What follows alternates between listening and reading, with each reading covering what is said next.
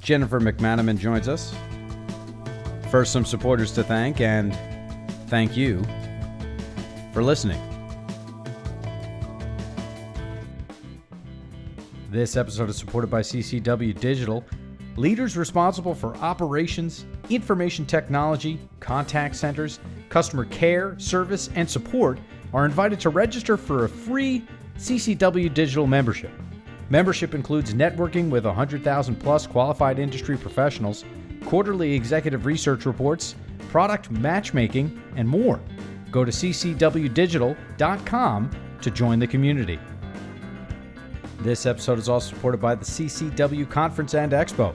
The event will empower you to test, learn, and try the next big thing in customer experience optimization. Are you interested in mining data across touch points for personalized and predictive data? Are you trying to integrate your systems to get a more complete view of the customer? Are you figuring out what innovations to invest in? Chatbots, virtual assistants, AI, VR, biometrics, to name a few? Go to callcenterweek.com to register. Recorded at CX Retail Exchange, Jennifer MacMenamin joins us and shares that she and her team have been engaged in customer experience and caring for the fracture points in the digital experience, but they had always taken an operational lens to it as opposed to the guest lens through which they now see. The goal is to have the organization understand how the guest goes through the guest experience as opposed to simply focusing on operational metrics. For example, Jennifer and her team had been trying to understand an issue that they were having with what they called data flow. However, when they simply utilized guest-centric terminology, the problem was easily solved. And Jennifer and her team, of course, continue to use data that speaks to departmental KPIs as well. Welcome to CC Digital on B2B IQ. I'm your host, Seth Adler. Download episodes on ccwdigital.com or through our app in iTunes, within the iTunes podcast app in Google Play or wherever you currently get your podcasts. Jennifer MacMenamin. Is this a name that you grew up with, I wonder? Okay. This is my maiden name. It is? Mm-hmm. Okay. And are we taping? Oh my God, yeah. We're not videoing. You'll know that we're not videotaping because there's no camera. Mm-hmm. But it is interesting how often I've been asked that. Yeah. Will you send me the video after we have a half-hour conversation? Right. I'll be asked, "Can you send me the video?" Right. It's like, well, no, I cannot. You just feel on stage. Sure. Yeah. Mm-hmm. Well, that's because you know because that I have a mic in front of me. Exactly. It just doesn't. Yeah. And you know that the focus is going to be on you and not on me. Right. Is what I think it is. Mm-hmm. That's why you get that feeling, I think. Yeah, but being Elizabeth Shue, it's actually easy because I'm super comfortable with being on video. Yeah. When you look up person that's listening, Jennifer MacMenamin, did I do it right? Mm-hmm. You are going to be shocked at how much Elizabeth Shue you get. Is that fair? Yes. All right. Yeah. So you have been doing the Target thing for a long time. Yeah, about 7 years. I mean, which is a fair amount of time. Yes, fair amount of time, yeah. But this specific job, it's more recent. It is. So we had been doing similar work in this space of customer experience and trying to advance and care for the fracture points in the digital experience. But we had always taken an operational lens to it rather than a guest lens. And so what we're trying to do is take the idea of how does the guest go through our experience, trying to make the organization feel how the guest goes through rather than the operational metrics. Get out of our own way. Mm-hmm. Can you give an example, and maybe the answer is no, of this thing that we used to look at? Here's the operational lens, so it would come out that way, or we were looking at it that way, right? Versus now we do it that way, which is the customer way. Yeah, we had been in the weeds of trying to solve a problem of data that wasn't flowing correctly from one of our warehouses to our carrier, right? And we had been talking about this data that doesn't flow for a long time. When you flip it on its head and you say the guest cannot track their package, right? In an e-commerce world, that means a lot, right? If you can't track your package that is coming to your door for delivery, that's a guest experience that we're not fulfilling. Once we talked about it in the guest sense, we solved it, right? We didn't talk about we can't manifest shipments to the carrier, right? Those are words that are very operational and they don't have a guest in mind. The data isn't flow. No one cares about the data. No one cares if the data is flowing or not, and what a manifest is, and why we need it. They care that the guest cannot track their package. There we go. Just And then it opened it all the way up. Changed the conversation, changed how people were. I guess the incentive to fix it. Yeah. These people can't track their packages. We need to fix that immediately. Who cares if the data can't flow to the whatever? Right? Exactly. Yeah. All right. I get it. Fantastic. So that is just one example of many. Tiny example. We also spoke very generally about our guest in the digital space. It's a digital guest. We didn't care for the level of scrutiny that a guest in beauty would have relative to a guest in patio, for example, or how the guest is shopping our apparel is very different than how a guest is shopping their patio purchase. Right. And so really taking the lens of how the guest experiences our site, finds inspiration in our site all the way through their delivery, their shipment, and their return, and how we're servicing the guest. Because you're blessed with the fact that both me and my girlfriend shop on Target, and we do so completely differently. Right. Meaning, Sephora doesn't have to worry about me. Right. We're blessed. We have a massive amount of assortment. But Right. It also, you're looking for different things, and we haven't quite cracked the nut on how you tailor the experience to that different shopping. Okay. Journey. But this is where we are. But yeah. Right? Yeah, and it needs to evolve, and now we can better accommodate that evolution. When Jennifer calls me and I'm in, supply chain, or I'm in finance, or I'm in, whatever, Yep. let's not make me have a specific area. But if I'm not in you sit in digital, right? I do. Yeah. If I'm not sitting right next to you and Jennifer calls me, what kind of conversation are we now having? Well, yeah, that's a good question. Versus the kind of conversation that we used to have is, Right. I guess, my point. Right. Back to the idea of what we try to do is initiate the conversation in the guest terms, and then follow it up with data that would provide the scenario that can resonate for one of their KPIs or one of the reasons why we would want to incent their change. Right. But taking it from a guest lens, it immediately scales back on the defensive, Yeah. right? And gets us working towards a solution rather than you're calling me because one of my metrics isn't right. And that's not at all, right? We're trying Yeah. to take a different lens. And It has nothing to do with Jennifer. It has nothing to do with Right. me. It is what the guest is telling us. That's what. Now, just quickly, Target. How do we love this? Do we hate this? Because my understanding of the fact that people call Target is to say it's more luxury than you think it is. That's how I understand that. Right. Are you asking, does Target like to be called Target? I just wonder how you see it. Oh. I don't have much of a preference. Doesn't matter either way. Doesn't matter. As long as you remember. It's a term of affection. Okay. I think so. I would term it. Yeah. I mean, yeah. As long as you understand the luxury. circle around the dot, we're Yeah. fine. Yeah. Right? Yeah. And maybe Yeah. the dog. Do you still have the dog? We do. All right. Bullseye. Okay, good. Yeah. He reminds me of Spuds McKenzie, which right. gets into the fact that we're the same exact age. Yes. we Right? are. All right. So that's what you're doing. That's where you are, right? Let's go back. Where are you from? Iowa. And where in Iowa? Cedar Rapids. Cedar Rapids, Iowa. That's where I grew up. I haven't lived there in years. Totally understood. But you would call yourself a Midwesterner? Yeah. And how do you think that compares to New Yorker, right? So if we're the same exact age, you as someone from Cedar Rapids, Iowa, a very nice place, Yeah. and me from someone, a New Yorker, which probably comes with all sorts of problems. Iowa doesn't. Right. Yeah. Why not? It's a peaceful, lovely place It's where just- only good things happen. It's just nice. Yes. So you don't necessarily believe that, is what you're saying. There's beauty everywhere, There is beauty everywhere you look. and there's pain everywhere. Indeed. All right. So when you were a little kid, what were you into? Shopping. Well, then that makes sense. In all seriousness? Yeah. All right. I have always been into sports and the things kids do. Were you an athlete? I was All right. Softball? running Running. What kind of running? 800s. I don't even know what that is. It's a half mile. Okay. Yeah. Fair enough. And your time on a half mile would have been? Ooh, Ooh, now you're jogging my memory back. No pun intended. No, I didn't mean that. It's about 2 minutes. No, 2 minutes. Yeah, no, that would make sense. Half 3 mile? minutes. I don't even remember. So I spoke to, there's a woman from Nike here, and I told her that she was talking about the 2 minute mile, and Yeah. I said I nearly broke the 9 minute mile Yeah, when I was in high school, and she was not impressed by that. 9 minutes. Yeah. That's good in your age now.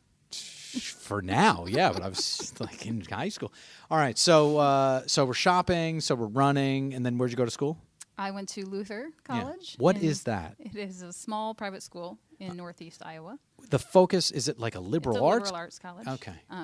It's fairly small, private. Were you like a sociology major? I was. Well, you were. I was a double major in sociology and psychology. Okay. And so you were going to be a therapist is what we were going to do, or? Something like that. Why- I took a totally different path. Totally understood, Yep. but why did you gravitate to that, do you think? Interesting question. Yeah. It. I like the way people think. I like the way. I mean, even the conversation today Yeah. in some of these meetings, it's about the emotional, the human element. It's about how do you make people's day? How do you make them feel important from both? And I like the idea, even in these conversations, that we're not only talking about our external customer or what Target calls a guest. We're talking about our internal customers and how do we keep them motivated and inspired to act on behalf of the guest. There you go. So, yeah, I've always had a human element that is very intriguing and important to me. I've always had the idea of a community that's supporting, the greater good, or just a human element I really appreciate. See, this is the nice thing. This is the nice This stuff. is the Midwest. This is the coming out, Midwest right? stuff you're talking about. All right, so you get your degree in sociology, and Mm-hmm. immediately you do not use it? Is it because you said you took a totally different path? When did you diverge, I guess? So I used it for a very small amount of time. Okay. I coached and I Coached running? Yeah, Uh-huh. and I also worked with developmental disabilities for a while. Okay. These are two And different things, they because are. I want to ask you about both. Yeah. So you're coaching, and it wouldn't be running, it would be cross country? It would be track. Track. Yeah, Track, high okay. school girl track. High school girl track, and you're coaching them, Mm-hmm. and you are telling them, here, I know this because I was you, and Yeah. here's how we can do it. And they would be pushing back? Is that what it was? Or what was it, do you think? How was the relationship between the high school track stars and Coach MacMenamin? It was a brief stint. It was fun. It was fine. It was a post-college type of fun. It was fine. Yeah. Then let's get to the Yeah. developmentally disabled. Yep. My mother taught developmentally disabled Okay. kids. And so I, from an arm's length, kind of understand. Yep. Very hard work. Completely challenging and not rewarding Not rewarding at all. unless you get lucky, basically, Yep. right? Yep. And so when we were running against that wall, right, Yeah. it was like, okay, maybe something Yeah. else. This is tough stuff. Right. All right. So then how did you find retail? So I didn't find retail. I actually spent quite a bit of time in telecommunications industry. Oh, So wow. I did, yeah. I did a master's Of? of telecommunication, a master's of science, Oh, wow. and I worked in the telecom industry for about 12 years As a what? What was your... as a operations manager or a project manager, program manager. So I worked on process improvements Yeah. and merger acquisitions for several telecom companies. You had to have a technical understanding of what was going I on. did, as well as a broad project management. Well, that's role. the people side. We know you have Yeah. that, but you got this technical side I did. stuff down. I did. Wow. Yeah. Was that easy to pick it up? wasn't. It Right. wasn't easy. But it actually has become easy over time. It's like my mind thinks very logically and very systemically, as well as So So- process, you're like a secret black belt in Six Sigma, in that your brain can work that way if you let it. can, yeah. Does that make sense? Yeah. Okay. Yeah. So I loved that industry. It was, knowing we're the same age, you Yeah. saw the technology boom. It was amazing. Yeah. So and it was for a really interesting industry to be in. It Totally. was totally dynamic, moving fast. Like Everything the was pace happening. of which could not keep up with, and there was a lot of excitement and enthusiasm, and I loved that. And even now, right, I like bring myself forward. What I got into Target for was a similar type of work, but it was a different industry. Similar type of work, how? Like project management yeah, based? I started at Target about 7 years ago in a project role within operations. What in was the digital project? Space. Replatforming effort from Amazon to Target. Okay, and we did all right. We did. I remember that Yeah. happening. It That was a tough. big deal. It was tough stuff. And that was also big news that you Yeah. guys were doing that. Yeah. Right. Yeah. So we decoupled from Amazon. And, Right. Yeah, it was really interesting work for quite a while. Yeah. And What I do grew internally then. So. what do all of the Target customers have in common? We have agreed that we are all different, us Target Yes. customers. Yes. But what is the similarity? What does bring us all together, if there is something? I don't know if there is that one thing. No? I think overall there's an intense loyalty to the brand, and we were talking earlier. There's this love of Target and this joy that comes out when you talk to a Target guest. So you were talking about that in a workshop, and you and I are talking at CX Exchange for retail. Yep. And your colleague said that joy was the one word that kept Right. on coming back when you asked Right. your customers what they think about when they think about Target, Yeah. which was surprising to you, Yeah. surprising to us in the room. I would imagine surprising to those that are listening, because that's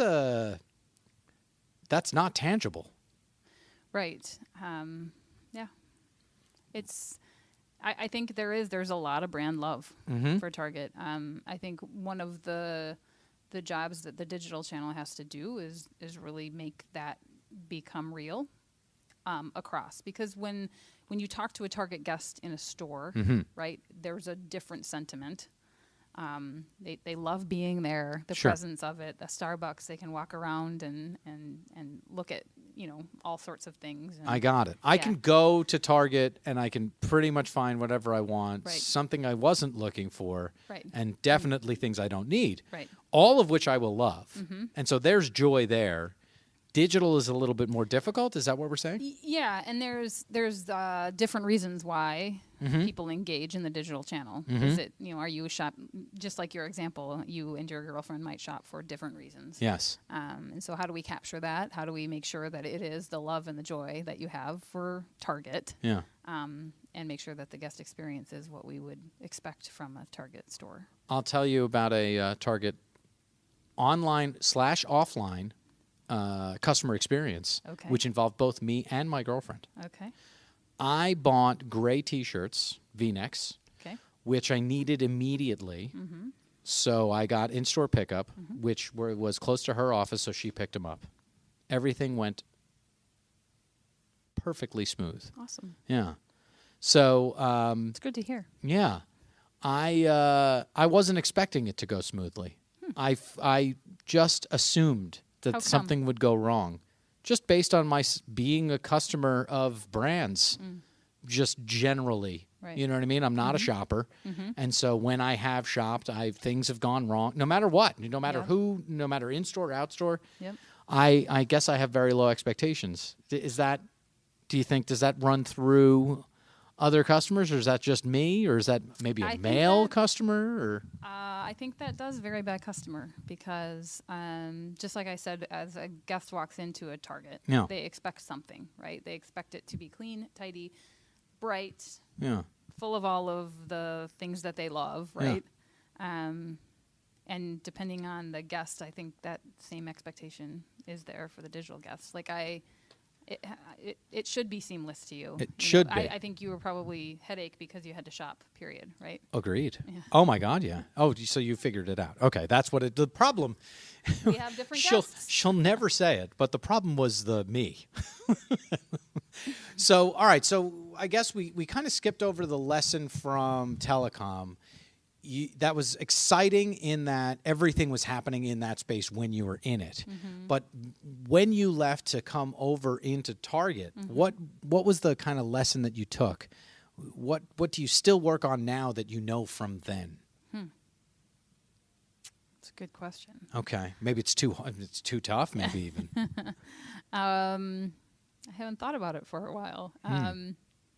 No, I think the piece that continuously excites me is just the industry evolving all the time, and no day is the same, no challenge is the same. We're continuously looking at how do we do things different and fast, right? The speed of which we have to change and evolve is always there. So as telecom was changing, and you mentioned it, at a pace that could not continue, it feels like retail is changing at that same pace. However, it feels like retail is going to have to continue to adapt and adopt these changes at this pace for ever, or at least for the next few years here, right? Right. Do you see, where do you think that this is all going? If prognostication matters, let's assume that it does. In other words, is it going to be, how good does Target have to be? How human does the experience have to be? You know, do we lose something along the way, or is it going to be this just kind of different kind of version of this? I actually think more and more that retailers need to establish and drive their own strategy. Like this pace of trying to keep up on technology, right? The investment, for example, that Amazon would give, no other retailers can do that. And it's not, I mean, I hate to say this, but how sustainable is a model, right? That you're just investing in technology. Most for retailers, one company that's built to do that, that's fine. Perfect. But the rest, right? The rest are not technology companies; they're retail companies. Right. And so, the idea of commoditization that we were talking about, how do you differentiate your product, your experience, and all of the seamless ways that the guest engages with you is becoming so much more important. And so, I feel like.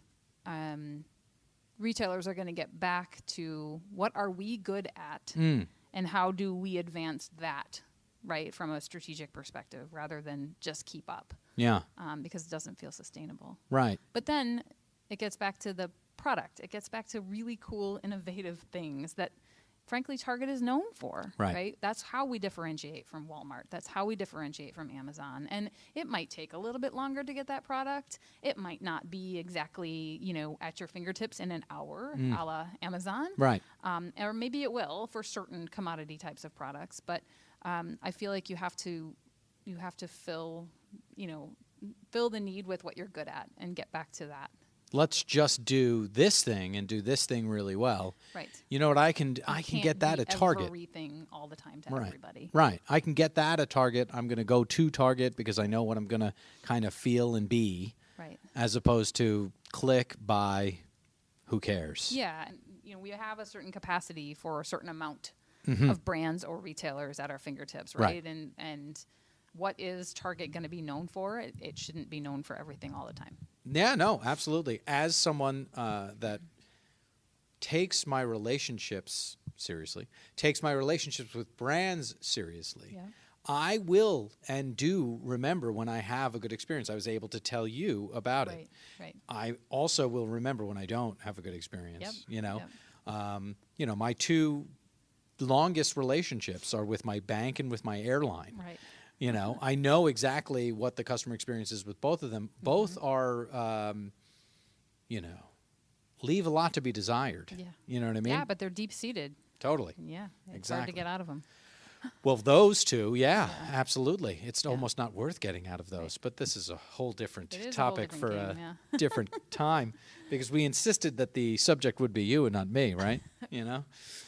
But I'm coming up on 20 years of a relationship with my airline. Do you believe that? Wow. Yeah. Wow. Speaking to the person that's the same age as me.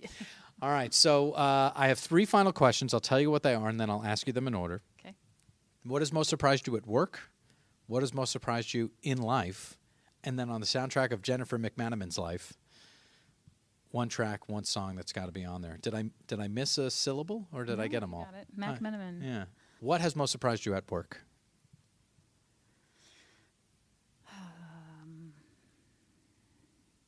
Along the way, including everything, including when we were trying to be a therapist, maybe even.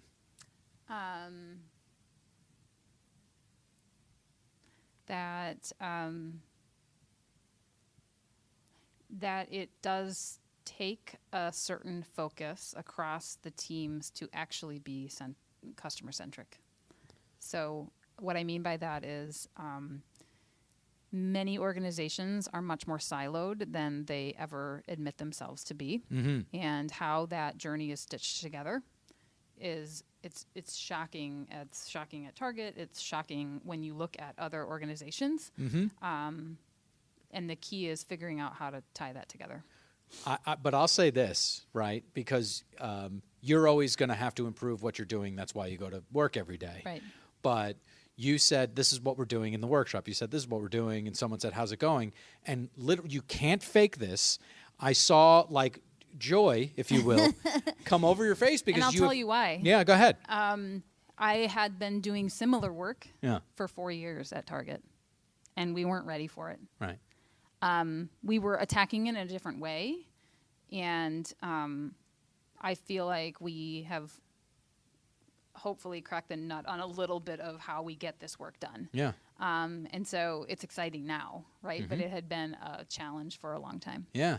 No, I mean, it sounds so simple to say, just change it all around and focus on the customer. Yeah. Right? Right. Like, we've been trying to do that for hundreds of years in retail. It's not that easy just to do that. Right. So kudos on where you've come from and where you are. What has most surprised you in life? It's probably on the personal side. Well, sure. How awesome my kids are. There you go. How old are they? 8 and 10. Okay. Boys? 2 boys. Yeah. Why did I know that they were both boys? We had not discussed I don't this. But the way that you said kids, I think I knew that there wasn't a girl in there. Do you know what I mean? Interesting. Yeah. What's your kids, what are the boys' favorite Avengers? They're not into Avengers Oh, at all. really? They never were. You should come talk to my 4-year-old nephew when he gets here tonight. Okay. He'll tell you all about the Avengers. Yeah? Okay. All right. His favorite Avenger is Hulk, Okay. which is why his birthday present has to do with Hulk. But I hope you got it at Target. of course I did. Okay. Yeah. Good answer. Thank you. So on the soundtrack of your life, one track, one song that's got to be on there. Oh. And so this doesn't have to be the perfect song. This doesn't have to be your favorite song. This doesn't have to be, anecdotal in any way. It can just be, along the way here. This Yeah. is a song that we've relied on. Yeah. It would have to be Willie Nelson, Blue Skies Smiling at Me. Look at that. Willie Nelson. It's an oldie but goodie. Absolutely. Yeah. Jennifer MacMenamin, this has been a pleasure. Nice to meet you. And nice to meet you, too. And there you have Jennifer MacMenamin. She keyed in on differentiating your product and experience and the seamless ways that a customer engages with you, that being so much more important than anything else. So, very much appreciate the entire conversation around customer-centric thinking. Very much appreciate her time. Very much appreciate yours. Stay tuned.